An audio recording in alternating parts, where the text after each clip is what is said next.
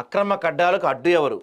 పట్టణంలో సెల్లార్లతో అక్రమ నిర్మాణాలు ఆయన కూల్చివేతలేవి. ఎక్కడ చూసినా అక్రమ షెడ్లే, నిర్మాణాలే. నోటీసులు కాసుల కోసమేనా? పత్తాలేని జిల్లా టాస్క్ ఫోర్స్ టీం. గతంలో అనుమతి లేకపోతే కూల్చేసేవాళ్ళంట. సూర్యాపేటలో అక్రమ కడ్డాలకు అడ్డు అదుపు లేకుండా పోతుంది. అభివృద్ధిలో జిల్లా శరవేగంగా ముందుకెళ్తుంటే అధికార నిర్లక్ష్యం కారణంగా పెద్ద రోడ్లు కాస్త చిన్న రోడ్లుగా మారిపోతున్నాయి. మున్సిపల్ టౌన్ ప్లానింగ్ నుండి అనుమతి తీసుకోవటం, అధికారులు చేతులు తడిపి నామ్స్కు విరుద్ధంగా రోడ్లు కాలువలు ఆక్రమించి భవనాలు, ఇల్లు నిర్మాణాలు చేస్తున్నారు. సంబంధిత శాఖ అధికారులకు ఈ విషయం తెలియదా అంటే ప్రతిరోజు టౌన్ ప్లానింగ్ అధికారులు పట్టణంలోని గల్లీ గల్లీలో తిరుగుతూనే ఉంటారు. నిర్మాణం అవుతున్న భవనాలను, ఇళ్లను ఓ కంట కనిపెడుతూనే ఉంటారు.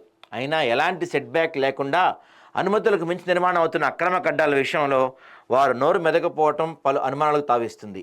ఎంజీ రోడ్లోని మధు గార్మెంట్స్ పక్కనే ఒక బిల్డింగ్ సుమారు 10 నెలల కన్స్ట్రక్షన్ జరగగా ప్రతిరోజు మున్సిపల్ టౌన్ ప్లానింగ్ అధికారులు ఆ షాప్ ముందు రాకపోకలు సాగిస్తున్న నిర్మాణదారుడికి ఎలాంటి హెచ్చరికలు జారీ చేయకపోవడంతో సెట్ బ్యాక్ లేకుండా నిర్మాణం చేశారు.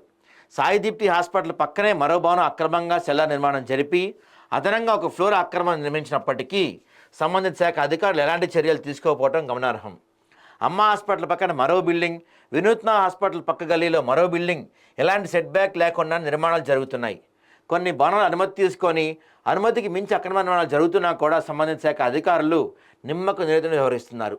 అక్రమ నిర్మాణాలు కొన్ని అయితే ఎలాంటి అనుమతులు లేకుండానే జిల్లాలోని ప్రధాన రహదారుల వెంట భారీ ఎత్తున షెడ్ నిర్మాణం జరుగుతుంది. 60 ఫీట్ రోడ్లో Nirmala hospital road, Khammam cross roads, Kodakoda road, కొత్త వ్యవసాయ మార్కెట్ రోడ్లో షెడ్ నిర్మాణం అవ్వగా ఎస్వి ఇంజనీరింగ్ కాలేజ్ పక్కన ఎలాంటి పర్మిషన్ లేకుండానే క్రికెట్ గ్రౌండ్ కూడా ఏర్పాటు చేస్తారంట.